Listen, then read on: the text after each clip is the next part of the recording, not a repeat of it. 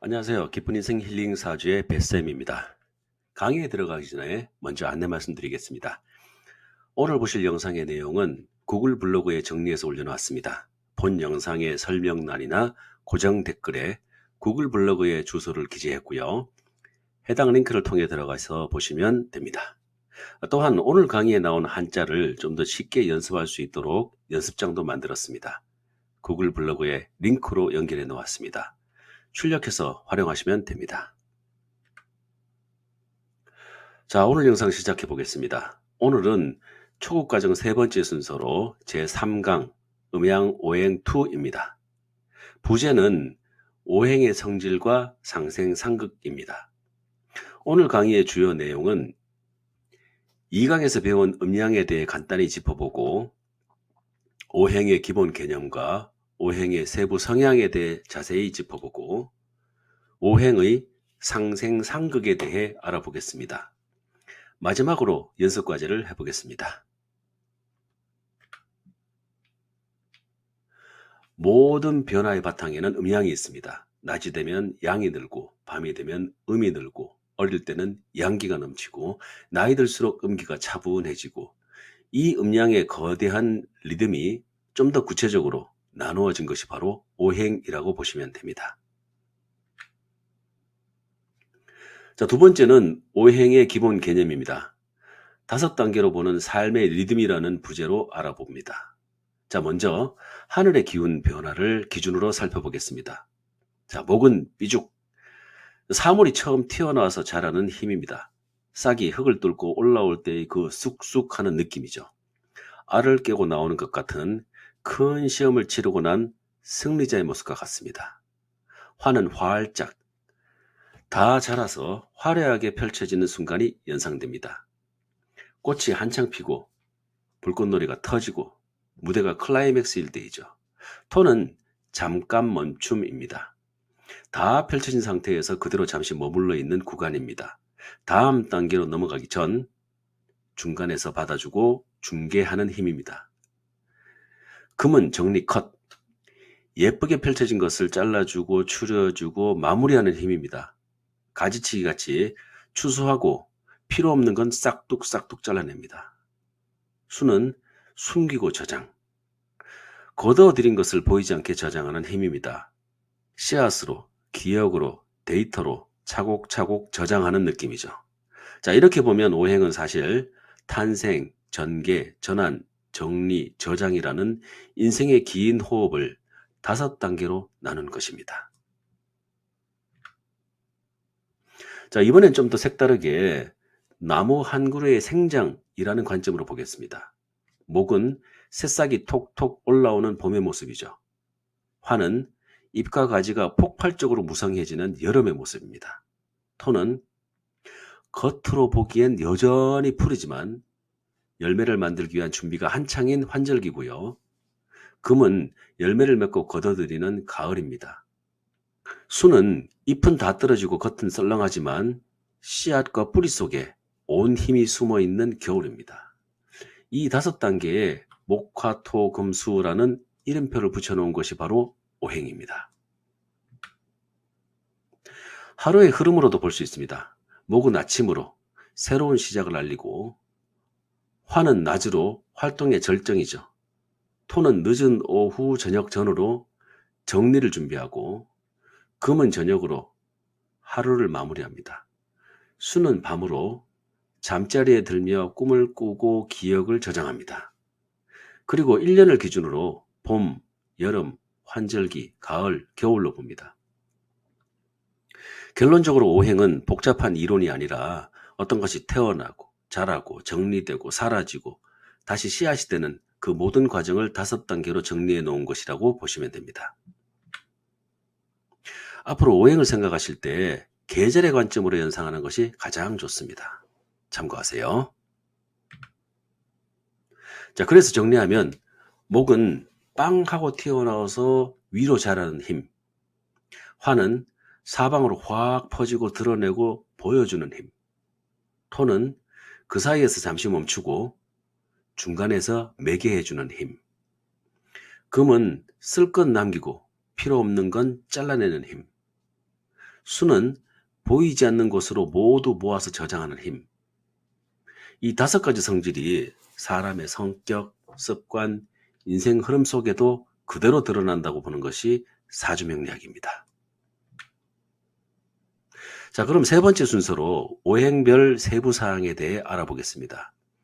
오행을 이루는 우주의 기운인 목, 화, 토, 금, 수 5가지 기운이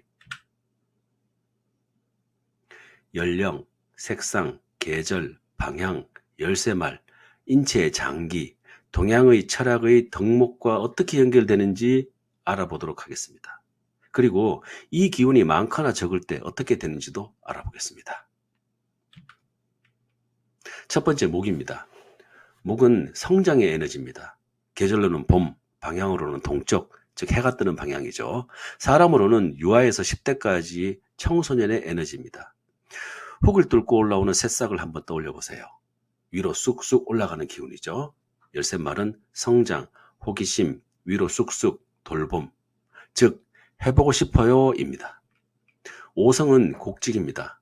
이 오성이란 동양 철학, 특히 유교나 도교에서 인간과 만물이 자연스럽게 지니는 5가지 본성을 말합니다. 곡은 휘어짐, 구부러짐이란 뜻이고 직은 고듬을 의미합니다. 곡직이라는 오성은 유연함과 고듬, 즉 다양한 상황에서 적응력과 원칙을 모두 갖춘 성품이라는 것을 의미합니다. 목의 오상은 인입니다. 오상이란 유교에서 인간이 반드시 지녀야 할 5가지 덕목입니다. 인은 사람 사이를 이어주는 따뜻함이죠. 나무는 그늘을 주고 열매를 주고 산소를 주고 자기 몸을 주면서 다른 생명을 돕습니다. 자, 그럼 목이 다른 목을 만났을 때는 어떤 현상이 일어날까요? 같은 장소에 다른 나무가 있다면 서로 생존해야 하니까 경쟁 관계가 됩니다. 결국 다른 하나는 도태시켜야 하는 게 숙명입니다. 그래서 경쟁으로 인한 시기, 질투가 강합니다. 목이 적당하면 어질고 온순하지만 명분과 질서도 중요하게 여기고 사람들 사이에서 도움을 주고받는 걸 좋아하는 그런 타입이라고 보시면 됩니다. 그런데 목이 너무 많아지면, 나무가 너무 크고 울창해지면 다른 나무가 자랄 수 없고 다른 생명체도 살기 어려워지겠죠. 고집, 독선, 허영심, 시기심이 많아져서 내가 맞아, 난 이렇게 클 거야 라는 생각만 강해지게 됩니다. 반대로 목이 너무 적어지면 의지나 결단력이 부족해지고 시작은 하는데 끝까지 밀고 가는 힘이 약해지는 그런 경향이 생깁니다. 화는 지금 이 순간 불꽃을 연상합니다. 계절은 여름, 방향은 남쪽, 사람으로는 청년기, 즉 20대에서 30대의 뜨거움입니다. 화의 키워드는 바로 지금 확 치고 올라가는 열정 등입니다. 화의 오성은 염상으로 불꽃이 위로 타오르는 것을 의미합니다. 불은 한 곳에서 위로, 밖으로 밝게 드러나는 에너지입니다. 깊게 고민하기보다는 지금 눈앞의 감정과 열정에 확 반응하는 에너지입니다. 화의 오상은 예입니다. 화를 대표하는 것이 태양인데 만물이 태양을 바라보고 있죠. 하늘에 고고히 떠 있는 태양은 누구나 볼 수 있기 때문에 항상 예의를 갖추고 있습니다. 그래서 화는 보여주는 방식, 즉 드러내는 태도와 연결되기 때문에 예로 봅니다. 자, 그럼 화가 다른 화를 만났을 때 어떤 일이 일어날까요? 한마디로 우리가 남이가 하면서 순간적 동지애로 확 타오릅니다. 적당한 화는 예의가 바르고 단정하고 명확하게 표현하고 명예를 추구하고 부지런히 움직이는 타입입니다. 화가 너무 많으면 불꽃놀이가 예쁜 건 잠깐이죠. 겉모습에 화려함은 넘치는데 실속이 없고 이 일 저 일 벌려놓고 본인도 주변도 수습도 못하고 지치는 그런 스타일이 되죠. 화가 너무 적으면 겉으로는 점잖고 신중해 보이지만 속마음은 나태하거나 결단력, 실행력이 부족해질 수가 있습니다. 토는 가운데서 버티는 힘입니다. 계절로는 환절기, 즉 봄, 여름의 양의 시간에서 가을, 겨울의 음의 시간으로 이전하는 그 중간에서 전환하는 힘입니다. 하늘의 기운은 잡되지가 않아서 토 하나만 있어도 전환이 됩니다. 방위로는 중앙, 사람으로 치면 안정된 40대쯤의 중년으로 중간 관리자, 집안의 기둥, 그런 느낌이죠. 변화도 관리하고 안정도 지향해야 하는 그런 중간자죠. 그러므로 속성 자체는 안정지향적입니다. 열쇠의 말은 단단함, 신중함, 책임감입니다. 토의 5성은 가색입니다. 씨 뿌리고 거두는 것. 이는 농사의 전체적인 과정입니다. 농사는 성급해도 안 되고 대충 해도 안 되고 꾸준히 해야 합니다. 토의 5상은 믿을 신입니다. 토는 중간에서 받쳐주는 힘, 급하지 않고 낮고 넓게 버티고 기댈 수 있는 바닥 같은 존재이기 때문에 신뢰, 성실, 책임감의 상징인 믿을 신, 신과 연결됩니다. 토가 적당하면 침착하고 책임감이 강하고 정직하고 포용력이 있고 재물복도 따라옵니다.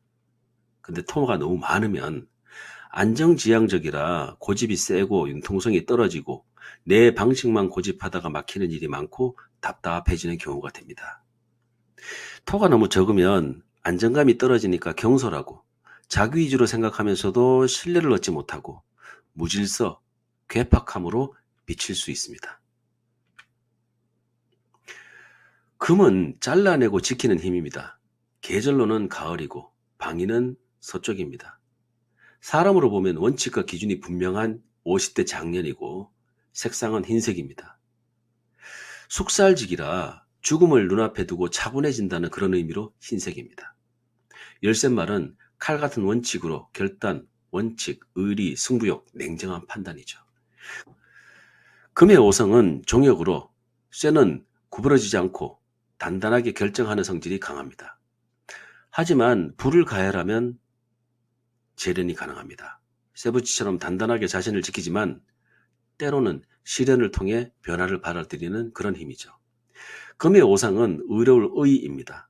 의는 내 이익보다 위에 있는 기준, 즉 옳고 그름이죠. 금은 잘라내는 기준, 이건 되고 이건 안 된다를 세우는 에너지입니다. 금이 적당하면 냉정하지만 강직하고 의협심이 있고 정의감이 있는 그런 타입이고, 금이 너무 많으면 자신이 기준이다 보니까 고집과 자존심이 지나치게 강해지고 융통성이 없고 권위를 내세우다가 사람의 마음을 읽기 쉽습니다. 금이 너무 적으면 자신만의 기준이 없으니 결단력이 없고 계획이 용두사미가 되기가 십상입니다. 마지막 수는 저 물속 깊은 곳에 감춰진 지혜와 변화입니다. 수는 겨울, 겉은 조용하지만 뿌리와 씨앗 속에 힘이 모이는 그런 계절입니다. 방향은 추운 북쪽, 사람으로 치면 지혜로운 노년으로 인생의 고난을 많이 겪어본 사람의 여유도 보입니다. 열쇠말은 지혜, 순발력, 유연성, 이동성, 상상력, 내면의 깊이입니다. 수의 5성은 자윤으로 적시고 스며들어 살리는 힘입니다. 물은 위에서 아래로 스며들면서 보이지 않는 곳까지 촉촉하게 만들어줍니다. 수의 5상은 지입니다. 지혜는 빠른 판단력과 깊은 통찰이 합해진 것으로 이 수는 물, 얼음, 기체 등 세 가지 물체로의 변환이 가능해서 모양이 고정되지 않아서 상황에 맞게 흐름을 바꾸는 에너지라고 보시면 됩니다. 특히 원하는 곳에는 어디로든 갈 수 있어서 역마의 기운도 있고요. 한겨울 눈 내리는 밤은 사색의 밤이요. 남녀의 상렬지사가 연상되는 그런 밤이기도 합니다. 수가 적당하면 생각이 깊고 이해심이 많고 상황을 잘 읽고 기계교와 지략이 뛰어난 타입입니다. 근데 수가 너무 많으면 머리는 좋은데 생각만 많아서 자기 꾀나 이상한 술수로 빠지기 쉽고 실천이 잘 안 됩니다.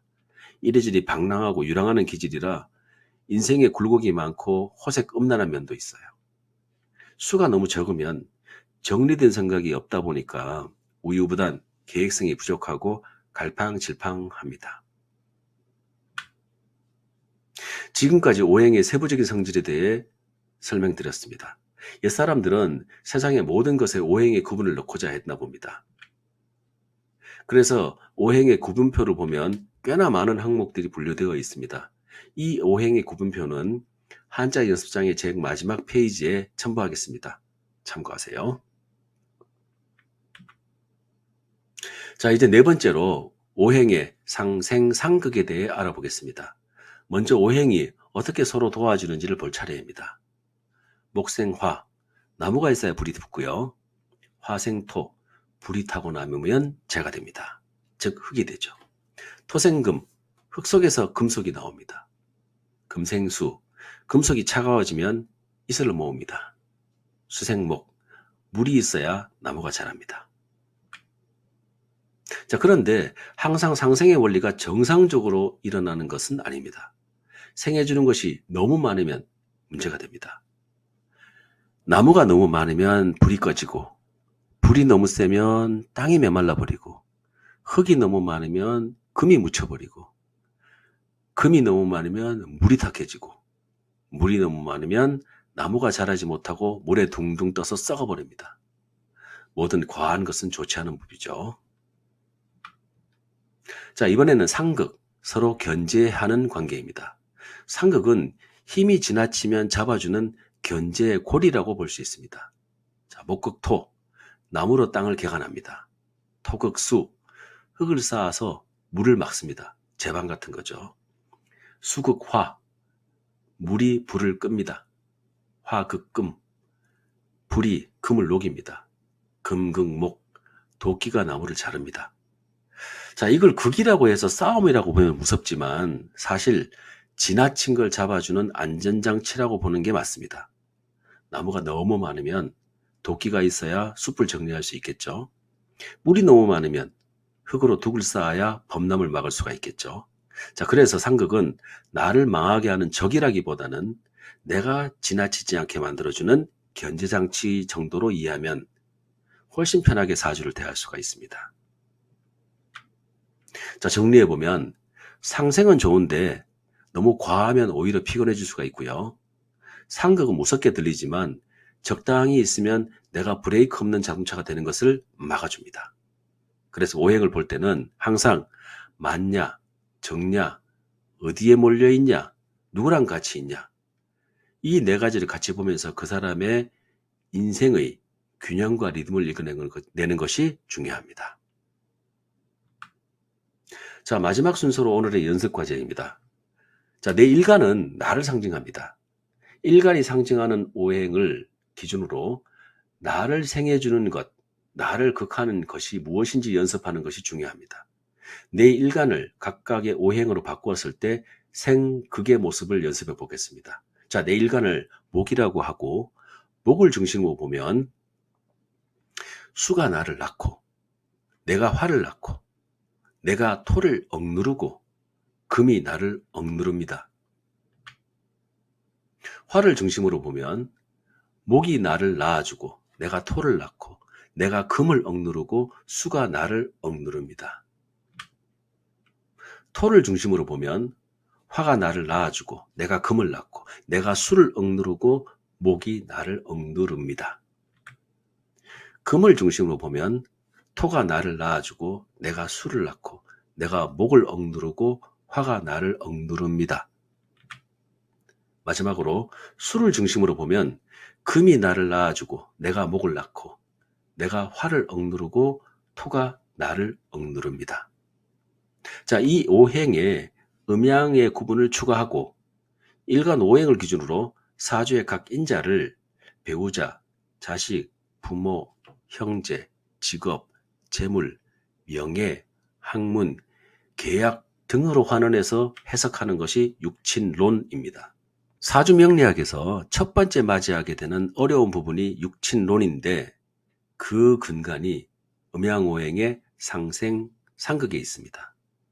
그래서 이것을 정확하게 연습하지 않으면 바로바로 머리에 떠오르지 않으니까 다른 설명을 이어서 하기가 어렵습니다.